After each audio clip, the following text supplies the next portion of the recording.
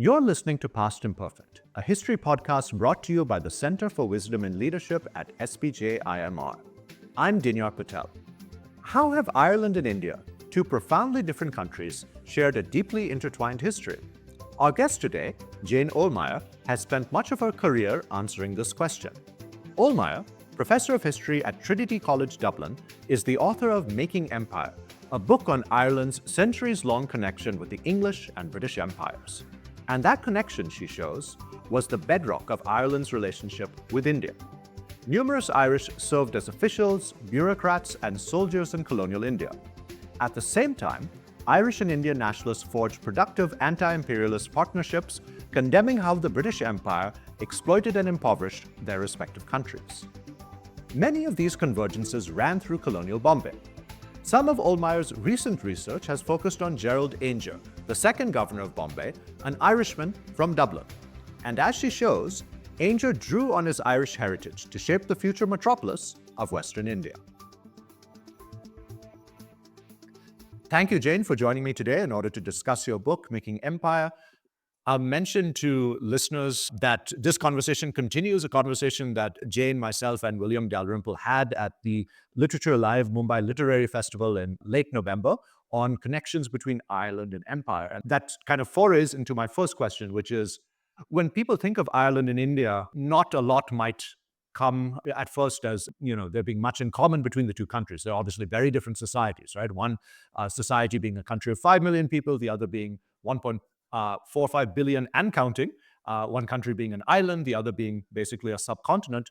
But you and many other authors who researched the history of Ireland and India have pointed to some pretty incredible and deep connections between the two countries. So as the first question I want to ask you is, how easy or difficult is it to research that particular connection between the two countries?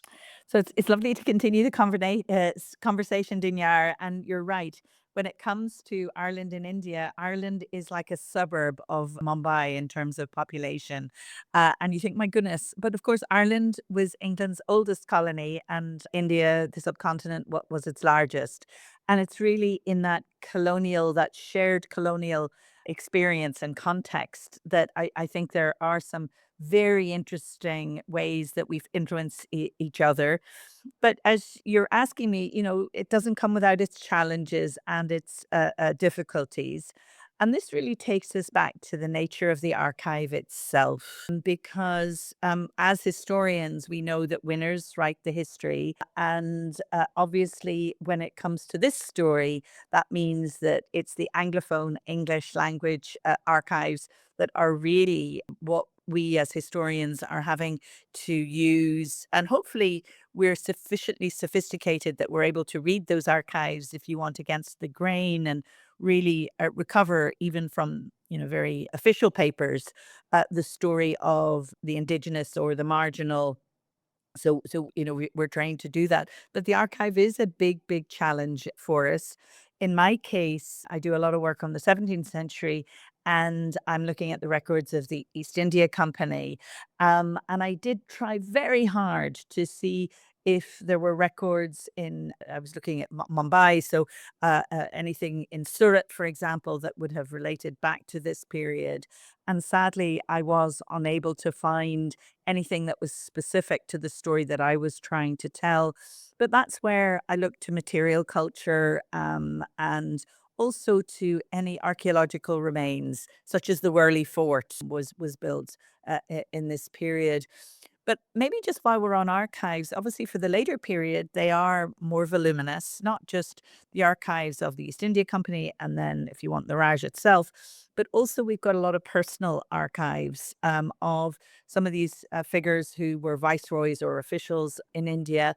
There are a few here in my own library in Trinity, but in Ireland, in the Public Record Office of Northern Ireland, we have some vast archives, especially of Lord Dufferin, who was Viceroy of India in the 1890s, and his archive is intact. It's really quite extraordinary. And you've got the official papers, but then you also have volume after volume relating to personal, private, family matters that were regarded as ephemera by the Victorians who compiled the official archive. Some of those are still in the family house in Clandyboy. Others are in the record office. And then we've got photographs. I mean, just volumes of photographs. But we've got his printed archive and we've got the material culture too. So I do think some of these large private archives are extremely important for historians. From the 18th century, you've got the Earl of Caledon's, and then from the earlier period, there's a governor of Bombay in the early 18th century, an Irishman called Cowan, and his archive is also in Prony. Anyway, what I'm trying to say here is that there is material, it's fragmented, it's not always easy to interrogate, but I do think there is enough to give us a very rich and nuanced understanding of the complexities of our shared histories. You mentioned Lord Dufferin, who was the Viceroy of India in the late 1880s, and I'm reminded by the very sharp opinions that many Indians, especially Indians involved in the nationalist movement from Bombay, had about Lord Dufferin. They did not like him at all. In fact, one particular nationalist, a man called Dincha Vacha, wrote a letter where he called Lord Dufferin is an ass and a touchy ass to boot, and he was vindictive as a woman. That is what he said. Vindictive as a woman, that's lovely. Not terribly politically correct, but you there know there you something? have it. Dufferin, of course, didn't like the Indian nationalists either, and he looked at India through the prism of Ireland. So, in other words, he could see happening in India exactly what was happening back home in Ireland. So, he really is a physical embodiment of what we're talking about here. So that's a good opportunity to move on to the next thing I want to ask you about, which is how Ireland operated as a laboratory for empire, a testing ground for many of the institutions, ideas, and methods that were used by the British in other parts of the world.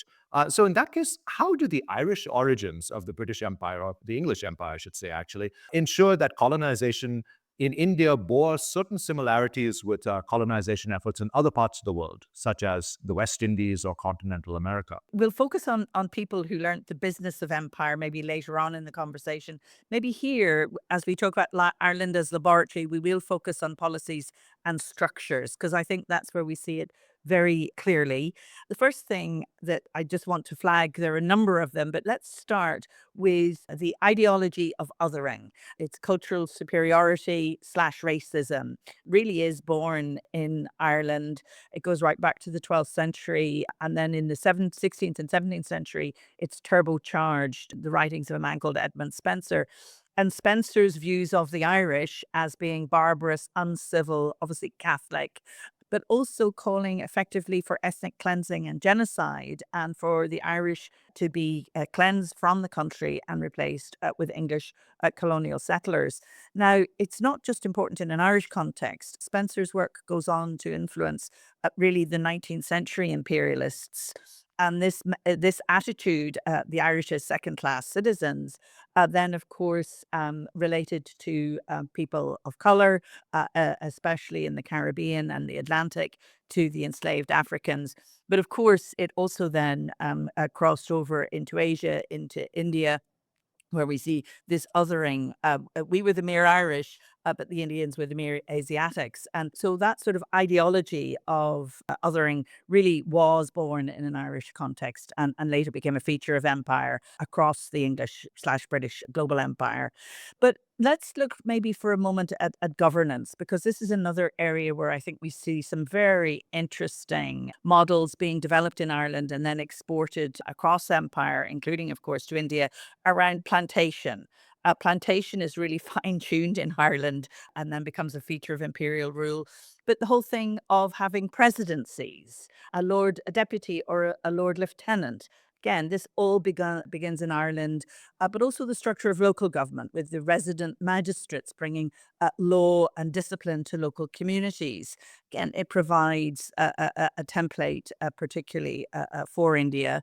We see it in education, actually, as well, Dinyar, because in the 1630s, the Irish system of elementary education was completely overhauled. And then it was used to inform, for example, the textbooks, which were used throughout the British Empire, including, of course, in India. And then we've got policing, because policing in Ireland was done by coercion rather than consent. And so the Royal Irish Constabulary, as it would have been called, was really a government controlled military police force. And that then became the model for all officers in colonial police forces around the empire, including, of course, in India. And by the turn of the 20th century, we have figures like Charles Taggart, who is an Irishman, a graduate of my own university here in Trinity, who is the commissioner of police in Calcutta, Bengal, who would have moved on actually to Palestine, where we see the Taggart forts. So, but that model of policing, again, it's fine tuned in Ireland, counterterrorism as well. So we see a lot in terms of the structures of government as well as the policies, but also simple things like mapping. I say simple things. Maps are tools of empire. And Ireland was probably the most mapped period in the world in the 17th century. Why? Because if you're going to expropriate Irish land, you've got to map it first. And something like 8 million Irish acres were expropriated and redistributed from Catholic hands into Protestant hands. But obviously, it's about knowledge control and as well in terms of, what grows on that land. And so cartography was very much fine tuned in an Irish context by a man called Sir William Petty. And Petty and the techniques he developed, of course, then passed across empire. And interestingly, right through into the 19th century, you see Irish cartographers working very closely with Indian cartographers, the Irish Ordnance Survey, the Indian Ordnance Survey, the Great Trigonometrical Survey of India. So, I mean, these are all just very concrete examples of how Ireland was being used as a laboratory for empire. You mentioned the influence on education, and I received a reminder of that just a few days ago while going through some files in the Maharashtra State Archives, which is probably the most important repository for archival material in Western India. And there are huge stacks of reports on Irish national education. Nothing necessarily that has anything to do with India, but basically the government in Great Britain would actually send these reports to, for example, the governor of Bombay, in order for them to study and, I guess, replicate a lot of the methods and experiments that were used in national education in Ireland. Yeah. Yeah. And if we think about it, you want to control young minds. It's, indoctrinate them with the propaganda of empire and the messages. And it promotes what I call Anglicization, because in Ireland, people would have spoken the Irish language, they would have had a very different culture. And that goes hand in hand with legal imperialism and economic imperialism, this process of cultural imperialism. And education is the absolute heart of that. And of course, it's not just primary education, it's also then right through to the universities. And my own university, founded in 1592 by Elizabeth I, was a tool of empire, just as mapping was. And we see this across the Indian subcontinent as well. This desire, to create an elite that will do the bidding of Westminster. And Trinity, in particular, was a huge source of teachers and professors in places like Bombay, and including many professors who were quite popular amongst Indians. It's interesting. With the passage of time, of course, the Irish educators and administrators have huge sympathy, because they've been colonized as well, so they're coming. And this is the interesting point about the Irish are both victims of colonization but active perpetrators of it. And we see that in so many different areas. And the phrase I used earlier is people from the early modern period were coming to Ireland to learn the business of empire, but they weren't just Englishmen; they were also the Irish themselves who became parts. And we're talking about the English Empire, but in my book I also look at how the Irish are active in the empires of France, of Spain, the other European powers, especially the Catholic Irish. But we also see them very active in the English Empire. We were talking there as educators, priests, in other words, the spiritual empire, especially the Jesuits, the Franciscans, the Christian Brothers are very important in an Indian context, or the Loreto sisters. But we also see them in the army. I mean, it's huge. Something like 58% of the army of the East India Company, the rank and file are Irish squaddies. And then if you look at the army of the Raj, later 19th century, two-thirds are Irish Catholics. And then, of course, the administration, we've mentioned Lord Dufferin. But when Lord Dufferin was Viceroy of India, I think there were 8 provinces in India and Burma. 7 of the 8 were the administrator were of Ireland. Now, they may have been embarrassed about their Irishness, but they were born, and Dufferin obviously descended from, if you want, he was a colonial settler in that he would his ancestors came to Ireland in the early decades of the 17th century, and so he was completely familiar with how empire and colonialism worked. Let's talk a bit about corporate colonialism, rather, I should say. Listeners will recognize the East India Company. It's quite a well-known entity, to say the least, but few, however, will know of something like the Irish Society, which, at roughly the same time that the East India Company was just getting going and being set up, involved many of the same people and funneled capital and resources from the City of London into colonizing Londonderry and Ulster. What unites and differentiates how the English employed corporate colonialism in Ireland and India? Well, I think this is fascinating because actually the charter for the Irish Society is modelled on the charter of the East India Company. And when we look at how basically Ulster was this part of Ireland that was least accessible to the English. But after 1603, Ireland was militarily conquered. And so King James the Sixth and First, who was the first Stuart king on the British throne, he charged the City of London and he said, I want you to basically colonize a county and create a city. So the city of Derry, the ancient city of Derry, was refounded as the city of Londonderry. And it was the city of London that built the fortifications. And the fortifications in Derry are very similar to the surviving fortifications in Bombay built by Gerald Aungier. But the whole purpose was to provide security in the first instance to the colonial population in the area. But the other thing that was key was how this area could be commercialized. In other words, it was about the extraction of resources and it was about making money for the English crown. And this is where the corporate bit is so important because the whole reason that the Irish Society was founded wasn't just, if you want, to civilize and bring security. It was all about economic imperialism as well, and how the City of London slash the Crown slash England could actually turn Ireland into a useful economic resource. So, that was the driving force, just of course, as it was with the East India Company. I want to turn to colonial Bombay specifically.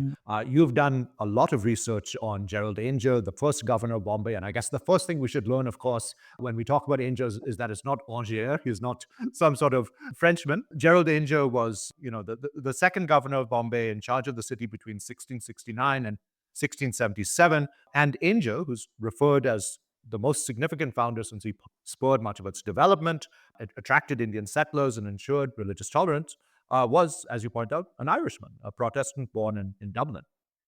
How did Aungier and other Irish make their way from early modern Ireland in the 1600s into service in the East India Company in places like Bombay? And can you tell us more about the man and his own professional journey? Of course. So Gerald Aungier is a fascinating character. He was born in Dublin in the 1630s, and he was the grandson of the Archbishop of Dublin. So very much, very Protestant. But on the other side, his grandfather was a legal imperialist. He was a very successful lawyer, but also a land grabber. He did extraordinarily well in the rush for Irish land in the early decades of the 17th century. But he intermarried with the Fitzgeralds of Kildare, which would have been a great aristocratic Anglo-Norman family that had settled in Ireland in the 12th century. So on the one hand, you have Gerald Aungier with this very Protestant sort of zealous line. And then you also have, if you want, aristocratic Catholic blood actually there. And he's called Gerald after the Fitzgeralds of Kildare. So that in and of itself, I think, is interesting. So his Irishness is he's third generation. He goes to India, of course, via the East India Company. So he's originally sent to Surat. He spends some time in Goa. He goes then to Surat. This is in the 1660s. And he's hugely successful working in the English factory there. And he would be responsible for what we know as the calico trade. So obviously, the East India Company was there. It made a huge amount of money trading in spices, especially coffee, that black gold as they called it. But increasingly, it became about Indian textiles. And as you well know, India clothed the world at this point. So they were tapping into this extraordinarily sophisticated textile production. And they're very interested in the coarse textiles being used to trade slaves, as well as the more beautiful, I mean, beautifully embroidered, as well as the printed calicos. So Aungier ships these back, makes a load of money, and then, of course, Bombay comes along. Now, the first actual governor of Bombay dies very quickly, and so Aungier is then also appointed to be governor of Bombay or president. And Bombay's interesting because Bombay had been colonized, of course, by the Portuguese for 125 years before Bombay, before the English acquired it, when Charles II married a Portuguese princess, Catherine of Braganza. That's in 1665. And as part of her dowry, he's given Bombay and Tangier in the Mediterranean. And he basically hands Bombay over to the East India Company on the absolute condition that they allow religious toleration. This is really important because you've got a level of religious toleration in Bombay in this period that you do not have back at home in Ireland and England. So anyway, Gerald Aungier is basically given Bombay, and he's told, we want you to plant a colony there. So this language of colonization and plantation is very much in the correspondence, as well as we want you to turn Bombay to make it prosper. And so he does both. Obviously, he's grown up in an English colony in Ireland, so he understands the business of colonialism, and he does bring that to Bombay, albeit he does it in the context of religious toleration. But obviously, he's a very successful businessman and entrepreneur as well. He's learnt that in the very cosmopolitan cities, both of London and, of course, of Surat. And he is very quickly able to establish Bombay as a hugely prosperous place for commerce. The way that the population grows in this period, it's really quite stunning. I think by the late 1670s, the population of Bombay is about 70,000 people. Now, that's small compared to Surat or Agra or Delhi, but that's the population of 17th century Dublin. You know, he trebles it. But it's not just that. It's the way he develops the port. He develops the, if you want, economic infrastructure. He encourages a very diverse merchant community to settle there.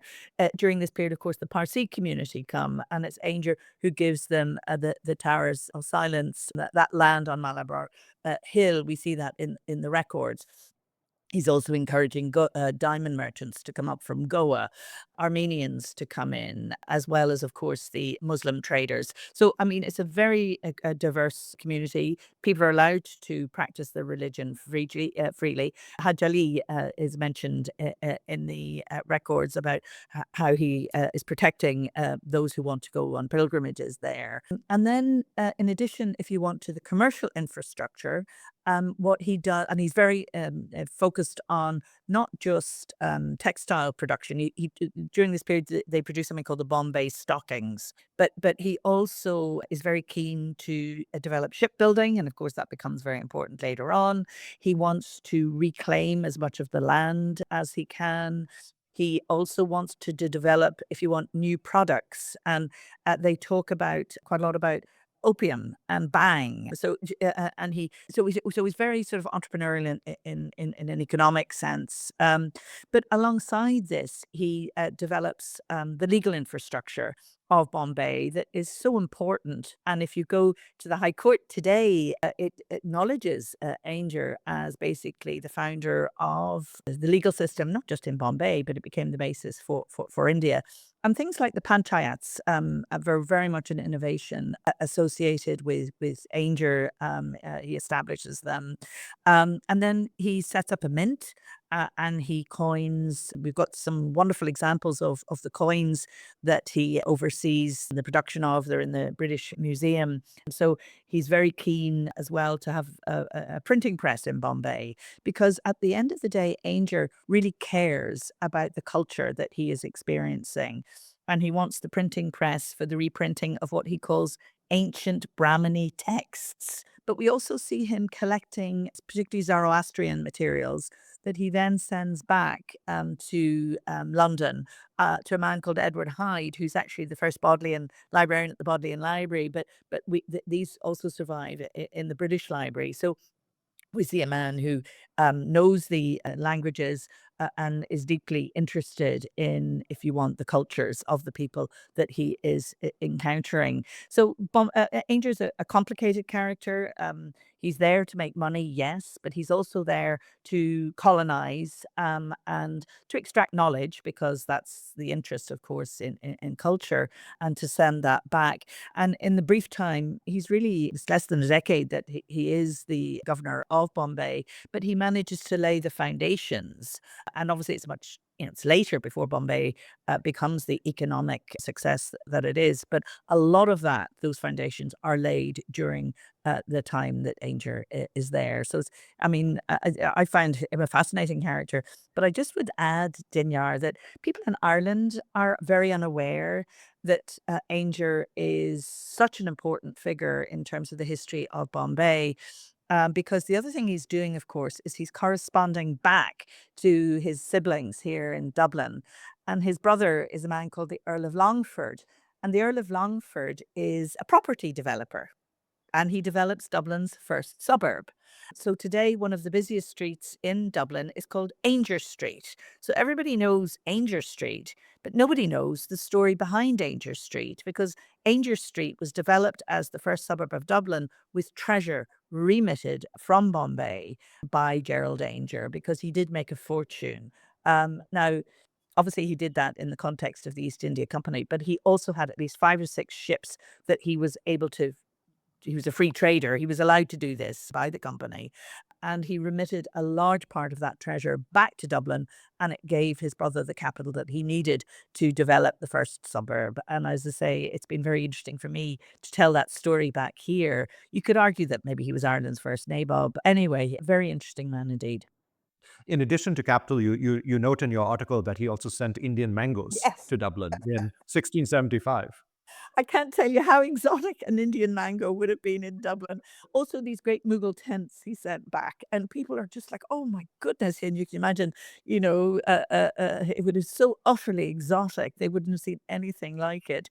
Yes, firing imaginations. I wonder how he got the mangoes back. He must have put them in syrup or something, because it's an 8 month voyage back from Bombay. But it really does. He sends tigers back to the king in London. The correspondence is absolutely fascinating. Yeah, I'm happy that we have more direct access to mangoes today, of course. So when thinking about Aungier, and there are two things I want to say. I mean, first of all, I think Aungier is equally forgotten here Mm. in Bombay. I mean, among scholars, of course, there's a knowledge of who he was, and there's an association with the beginnings of the city, but not much more than that.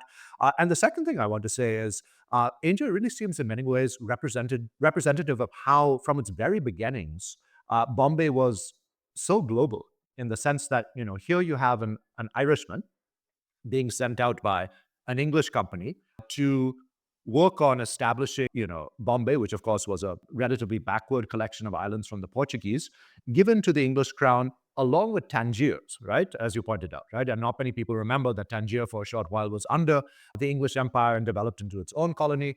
And I believe when Tangier and Bombay are given to the English crown, I mean, people knew obviously where Tangier was, but Bombay, people wondered where Bombay was. Some people thought it was in Brazil, I believe. And at the same time, Bombay is being developed by this man, for a company which doesn't really know where it is, into this big entrepot, and he's attracting people from different parts of the country. And he dies, right, in Surat, if I remember correctly, right? And I've been to his tomb, and it's next to Armenian tombs. So you have this Irishman working on behalf of an English company buried next to a bunch of tombs with Armenian script in Surat. And it's really a lovely coda in many ways to a real global moment of the beginning of English and British empires here in India. It's so lovely. I'm so glad that you mentioned Tangier because Tangier is also known as an Irish colony. It fails, it doesn't survive, and the Irish are all over Tangier as well. But going back to Surat and the graveyard there, of course, the English graveyard is beside the Armenian one.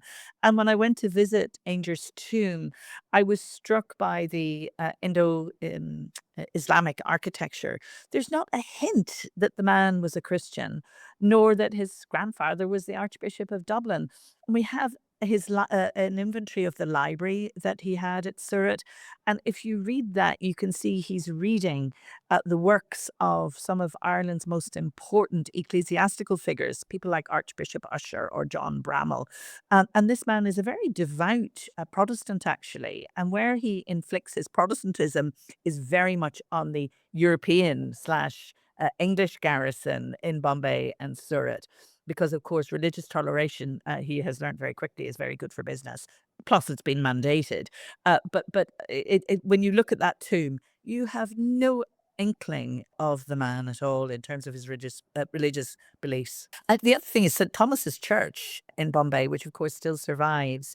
It has the most extraordinary chalice dating, I think it's 1675. I saw it once that Aungier gave to the church, and in his will, he left money for the construction of the church. Now, it's into the 18th century before that church is actually built, but it was thanks to the donation left by Aungier that it happened at all. And of course, that has a huge imprint on the geography of Bombay because Churchgate is one of the big hubs and stations of the city still to this day. And you've established a direct link with Aungier as a result. Indeed. So you have a quite a lovely line in your book. You say, quote, Bombay was the Indian equivalent of the city of Delhi, end quote. And I wonder if you can unpack this a little bit for our listeners who probably don't know anything about Delhi beyond, of course, Derry Girls, and explain how Aungier left a distinct Irish imprint on the early colonial scene in Bombay. So let me just say a few words about Derry. And of course, Derry Girls is so popular, as you and I discovered at the Literary Festival when everybody let out a roar when we mentioned Derry Girls. Yeah, so Derry is probably the only surviving set of 17th century defensive walls in Ireland. I mean, they're intact, they're complete, and we don't have the equivalent in Bombay, but you do have some outworks. Worley Fort being probably the best, but beyond, if you also go where the naval, I mean the navy, if you, I can never get into the naval part of Bombay. No one can. No one Yeah, can. we all try. Yeah, well, there's some 17th century fortifications in there built by Gerald Aungier when you do Dinyar, but they're very similar to Derry. And when I look at Derry and Bombay, the whirly stuff, it's exactly the same. But I think this is the first point I want to make, that both cities are constructed for security and defense in the first instance. In Bombay, it's defense actually against the other Europeans, but of course against the Mughals as well. In Derry, it's protecting the colonial settler population from the native Irish. But then it's all about how you create cities that will help you commercialize the hinterland and then will be vehicles whereby you are able to export whatever goods that have been produced and make money in Bombay's case for the East India Company, and in Derry's case for the City of London and the Crown. And it's in that sense that I see them as being so similar. And the physical geography, obviously, the city of Derry today, I'm sure it doesn't have more than 100,000 people. The city of Mumbai, I don't know, what are you at, 28 million or something? I mean, it's extraordinary. At least. At least. No one really knows the precise figure, but yeah, 30 million is a good estimate for the metropolitan area. Yeah, yeah. So I mean, but the other thing that's interesting, we mentioned St. Thomas's, but you do have St. Columba's is the cathedral in Derry, which was the first, if you want, Protestant built cathedral on the island of Ireland. So, because this is very much the frontier in this period. So we see the architecture and the layout of the city of Derry being replicated in other places. And to an extent, I would suggest we also see it in Bombay. You mentioned Worley Fort, and I went there a few years ago, and it's a really fascinating place, right? It's right at the end of a point. You can see it from the Bandra Worley sea link. The innermost parts, when I had been there, had been turned into a gym. So you might have seen this also. So there are people walking out to, music and stuff in this old, 17th century fortification. It's quite a surreal sight.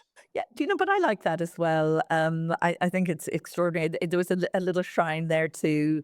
It's great to see that. I mean, I think it has some work has been done. It was in pretty poor shape the first time I went, and there had been some conservation done, which is good because these forts are there to, lest we ever forget that colonial past, and then to reflect on how we can own it. Now, if we can own it with a gym, that's absolutely grand. If we go back to the walls of the city of Derry, obviously, Derry would have been, it was in Ireland, we had something called the Troubles. So it was a 30-year civil war. And this is what Derry Girls is all about. It's set during the Troubles. And the actual walls became vantage points for the British troops to command the city. So it went back to that original defensive function, and some of the terrible atrocities committed in Derry, including something called Bloody Sunday that saw, the murder of innocent civil rights marchers. Majority of it, they were all Catholic, but also the British Army could sit up on the walls of Derry. This is during the Troubles, and then look down on the bog side where the Catholic population would have lived, because of course Catholics and Protestants would have been segregated, much like in India, where we have the various populations living in their own ghettos effectively. The English always will have the best accommodation, the best land, and the Irish then were in the bog side. So the bog, it's the watery area. But these British troops that then were looking down and firing on them. So we can laugh about it now, and it's great that we can. But Derry Girls is also a very powerful reminder of what was a colonial war. And Ireland is still dealing with the legacy of colonization, as of course India is too. And partition is something that we both experienced. And it's simply just worth maybe noting, Dinyar, I know it's off message a little bit, but the legislation used to partition Ireland in 1920, the exact same legislation was used to partition India and Pakistan in 1947. And Ireland was invoked by particularly Jinnah, who said, let's use this Irish model. And obviously, Nehru, Gandhi, De Valera, who was the Irish prime minister, said, no, no, no, we don't want little Ulsters in the Indian subcontinent. So again, interesting parallels there. And sorry, we're going off message a bit though. No, I've seen references to Ulster a lot in nationalist debate in India, especially again by people coming from Bombay. Ulster used as an example of a part of a country which is at apart from the rest of society. So obviously there were some comparisons made between the Muslim minority and the Protestants in Ireland. And of course, after the partition takes place in Ireland, as you point out in your book, and as you've just pointed out right now, I mean, the comparisons between Ireland and what eventually becomes something like Pakistan are all over the place. Yeah, and it's worth maybe noting as well, in the Irish Constitution of 1937, De Valera, so Ireland was partitioned, but De Valera maintained a claim in the Constitution to northern, what is today Northern Ireland, the six counties of Northern Ireland. And interestingly, Jinnah did the same with Kashmir. So there's this copying of what, yeah, and the Irish Constitution, interestingly, of course, influenced the Indian Constitution so much. So, I mean, it's a fascinating story. So also will provide a way for us to connect back to discussion of Bombay and Mumbai. And I want to talk about surviving links and signs of this Irish presence in the city. And when I talk about this link with Ulster specifically, there are street names that survive in Bombay or Mumbai today that bear witness to this Irish history. So we have Clare Road, even though it's no longer officially called Clare Road, but Clare Road was, of course, named after a governor, the Earl of Clare, who was of Irish descent. Many people will know of Kennedy Bridge or the Kennedy Sea Face in the south of Bombay. Kennedy Bridge had a bit of a insalubrious reputation. Kennedy Sea Face is, of course, the very beginning of what is today Marine Drive. And there is still surviving today, and apparently unrenamed, because in India we have a large fascination with renaming everything, an Ulster Road in Baikala. Interestingly enough, in close by to some very good kebab restaurants that have nothing whatsoever to do with the connection with Ulster, but it still survives as a street name. There are these few remaining signs, tangible signs of an Irish presence. But I wonder what else you might have been able to find and explore in the city of Mumbai. I mean, whether going to churches or tracing, those particular fortifications, the history of those fortifications, which you mentioned. Are there other tangible legacies of an Irish presence that we can discover in Mumbai today? Yeah, well, do you know, I think there's a Horniman connection. I don't know, and certainly Horniman had a very close affinity with Ireland, but I'll leave others to comment on that. The one I would add there is Annie Besant, because wherever you go in India, not just in Bombay, but there's, the Annie Besant Road. Annie Besant, Irish, she's actually was born in Liverpool, but of Irish parentage. And of course, she was so important in terms of the Indian sort of nationalist movement. And I think she was the first female president of and I'll get this out, the All India Home Rule League. I'm sorry if I've got that a bit wrong, but I mean, yeah, yeah. Yeah. I mean, she is so, so, so important in terms of the links with cultural nationalism. And of course, she's not the only one. We also have the cousins and their links with Tagore. And I appreciate that's the other side of India and Bengal. But the constitutional nationalists, those who are looking for greater freedom in the context of home rule, are very significant. And Annie Besant would be one of them. Another place that I visited actually just on my most recent visit was I went down into Calabar to the Afghan church. And outside the Afghan church, there's the most extraordinary monument. And it's to commemorate those who died in the period. It was 1865, 1866. I'm still not entirely sure what happened in that period. So if any of your listeners know, I'd love to know more. But when I looked at the names it listed the sergeants who were based in Calabar and close by. But interestingly, it also listed the names of their wives. And we see names like Mrs. O'Shaughnessy or Mrs. O'Neill. And it brings me then to, if you want, these very ordinary Irish people who died in India, they were serving in the British Army, not because they were ideologically committed to it, but because they had no economic opportunity back at home. They moved to India with their families, and obviously die there. And it was very interesting to see that commemorated because it's something that Tagore, of course, picks up in Goya. And I believe Goya means white, doesn't it, in Hindi? And Gora. Yeah, Yeah. Gora, yeah. And the story of Gora, this orphan who thinks he's Brahmin, but on the deathbed of his father, he's told actually that he is the son of an Irish soldier and an Indian woman. And it's very much in conversation with Kipling and Kim.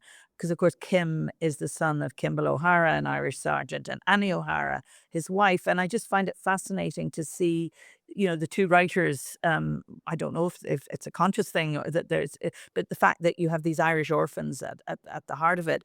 So it comes back to our shared experiences in past and how many people there are in Bombay who, if we did these DNA tests that are increasingly popular, they sort of spit in the test tube, find your ancestor.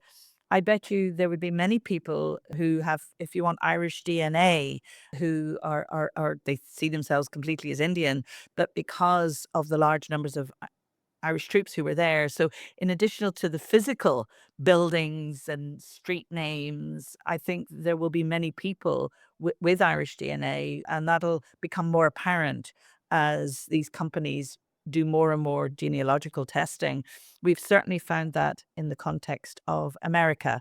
So, there are very large numbers of people, Black people, who have Irish DNA. Now, that could be the result of consensual sexual relationships, but we also have to acknowledge that it could be the result of rape and non-consensual, Irish slave masters, particularly with Black enslaved Africans. Who knows what the story is in India, but there definitely, will be people in India with Irish DNA, and we'll know that at some point in the future, Dinar. But again, in terms of the place names, it's always lovely when I'm driving by. Or the other thing is education, actually, and looking at the Loreto schools, the Christian Brothers schools, and then you mentioned the universities as well, the number of Irish professors who would have come through, or teachers that would have come through. And today there are so few Irish in India, but at one point they would have been a very large proportion of the white population there. The human DNA angle, the angle of descent, is something I'd not thought about, and I think that's really fascinating, especially since, if you look at the records of what people are saying about the army cantonments, not cantonments, but the army presence in Bombay, prostitution is a huge issue, of course, right? I mean, and Bombay was known for having a huge, large red light district, and the possibilities of wide scale Irish descent amongst people who, as you mentioned, otherwise identify as Indian, is probably very high. Mm. It probably is. And as you say, we'll find that out, who knows, at some point in the future when people start to do what the Americans are doing. And it's interesting with, as Ancestry.com is probably the largest company that does this.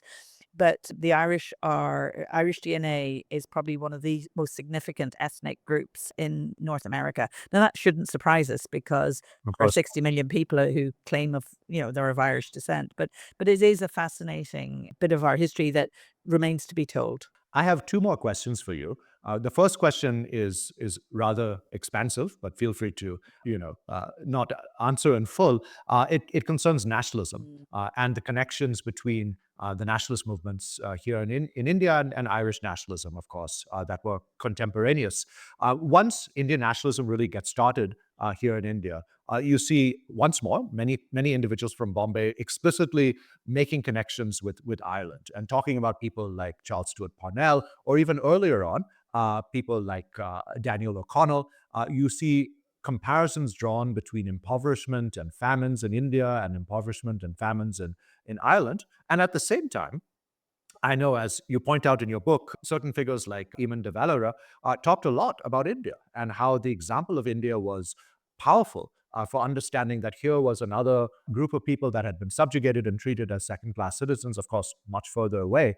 And, the same processes of deindustrialization, famine, impoverishment, marginalization were going on in these two societies. So I just wanted you again, I apologize for this being a rather expansive question, but comment on what each nationalist movement got from one another. How did they, develop ideas, perhaps sometimes in consonance? How did they cooperate together as well? Big, huge question, which I'll try to answer briefly. We've already touched on if you want, how the cultural nationalists collaborated with each other, particularly Tagore and Yeats. And I think that that's a fascinating set of relationships. Then we've the constitutional nationalists, if you want, through the context of the Home Rule movement. And that's really Annie Besant, Charles Stewart Parnell. But this is where Nauroji also, I think, comes into the story. And also Madame Kama from Bombay, who's Nauroji's secretary. And I think it's worth just reflecting a little bit on Nauroji and Madame Kama, because there we see them collaborating very closely in London with people like Michael Davitt, who would have been the leader of the Irish Land League. And he would have been developing so many, if you want, policies that actually then Gandhi then seized on. And it was all about, peaceful protest, agrarian resistance, boycotting. And as I say, Gandhi acknowledged how important it was in his thinking. And that there was that very close relationship with Nauroji.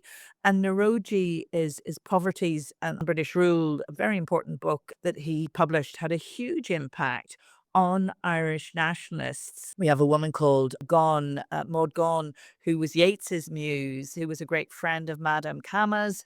They would have lived together actually in Paris, and that's where they would have interacted. And, she portrays Queen Victoria as the famine queen, using famine as a tool of empire.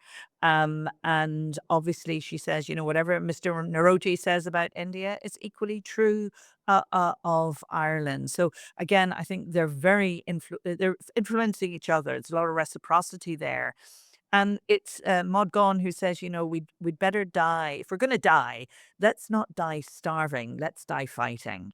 And this takes us then into how, if you want, the more militant Republican nationalists also influenced each other, because we see that very clearly as well. And this is men like Eamon de Valera, who was one of the founding fathers of the Irish Republic, but also men like Michael Collins, who is seen as, if you want, the architect of guerrilla warfare.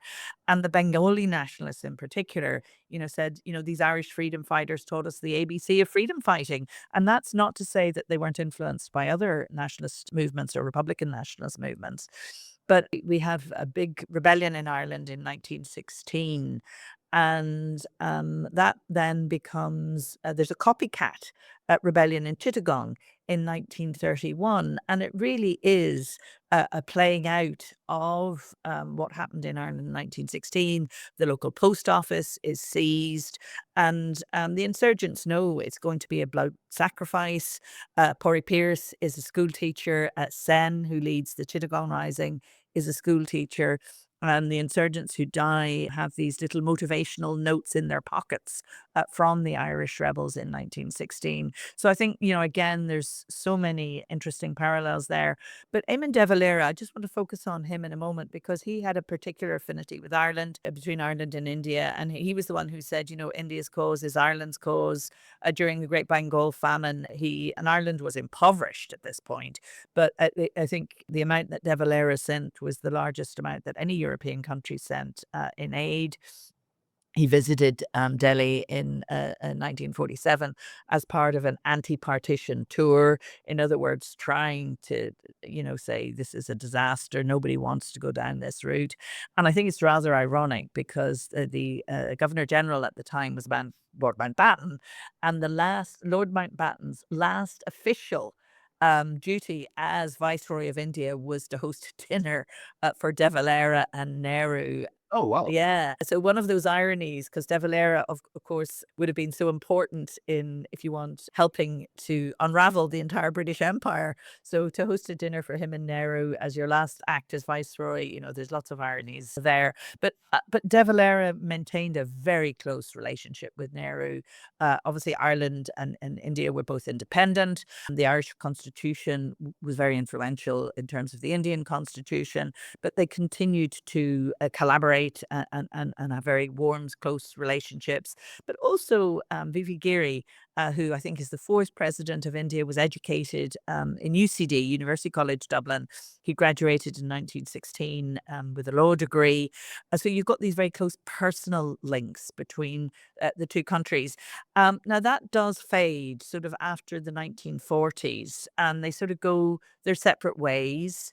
And if you sort of fast forward to today, Dinyar, what we find is it's things like sport. I think cricket, that most imperial of sports, but I happened to be in Bombay with a very well-known Irish cricketer who had played in the 2011 Cricket World Cup, a man called O'Brien, Kevin O'Brien.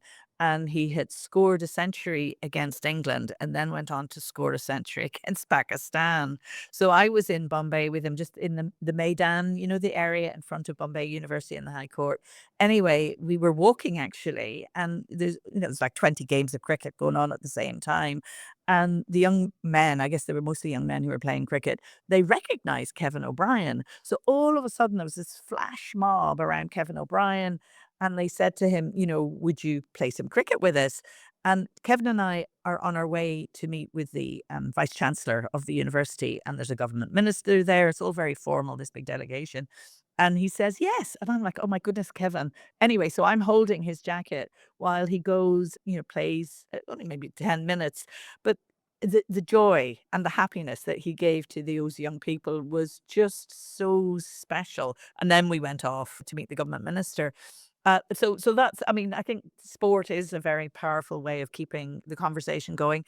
And the other is education. Today in Ireland, we would have very large numbers of Indian students studying in our universities. But also, I think there has to be reciprocity here. And I see a lot of deep research collaborations between Irish universities and Indian universities. I obviously have some with colleagues in Mumbai, Sophia College, Xavier College, and then in Delhi, particularly at JNU. So I think, we are continuing to collaborate, albeit, the British Empire is really what brought us together. And with its demise, obviously relations did take on a very different, it's very different today, but there's still a very close relationship, I think, diplomatically, but also culturally between our two countries, and this appetite to better understand our shared history. The last question I have for you is in relation to what you are talking about just right now, the ongoing legacies. And I want to specifically ask you about how Ireland and India have wrestled with their colonial legacies. In India, nearly 8 decades after independence, politicians continued to actively discuss the wrongs of empire and use the empire as a bogeyman, rightly or wrongly, in many political debates. In Ireland, you seem to have a bit of a different history. I mean, you have had incidents, for example, when colonial monuments like the Nelson's column in Dublin was famously blown up, and you had resentment, obviously, towards other legacies of empire. But it seems in many ways that people have somewhat moved on, with the exception, of course, of Northern Ireland and discussion of its future. But is it fair to say that empire has been more forgotten in Ireland than in India? That's a really good question, because in a sense, the imperial legacy in Ireland is even longer than it was in India because we had it from the 12th century. So an empire has profoundly impacted Ireland and shaped our identity of who we are. And I think, recently we were in denial about that almost after that initial sort of reaction against it. But I think a feature of many countries, post-colonial countries, in the case of the Republic of Ireland, you could argue that Northern Ireland is still colonial. I mean, it is very tense and fraught in many respects. But I think certainly in the Republic of Ireland, we just wanted to forget empire had ever happened, and we wanted to create a nationalist identity for ourselves. That now is changing. And I think there is great interest in the complexities of our relationship with empire. And as I say, not just the British Empire, but the other European empires. And I've been very struck by the political maturity that the state has shown in engaging with these matters.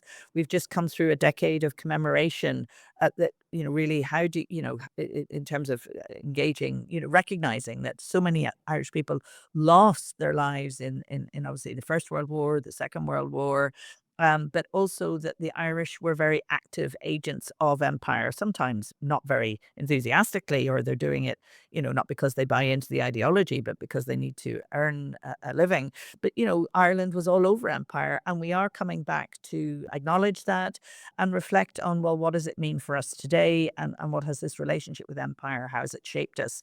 And that's being done in a very respectful way, but largely, not just by government, but also by people. There's a real interest in talking about it. Whenever, I give a talk at the Dublin History Festival, there must have been 500 people in the room, that would not have happened 30 years ago when we were still going through that denial phase.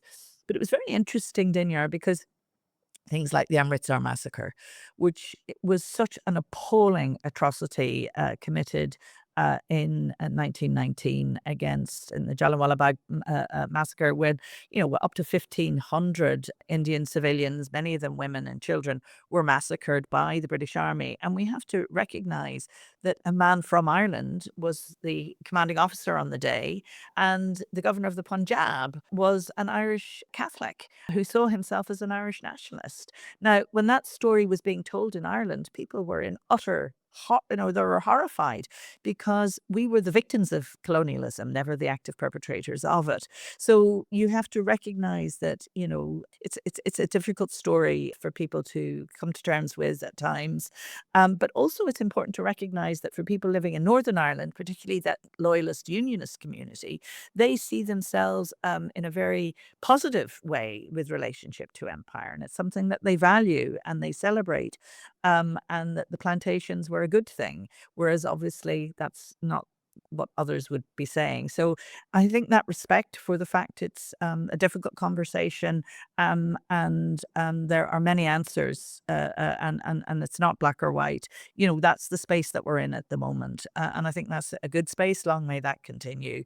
I'll leave you to comment on the situation in India, but I would just simply say that history in the wrong hands is a very dangerous political weapon.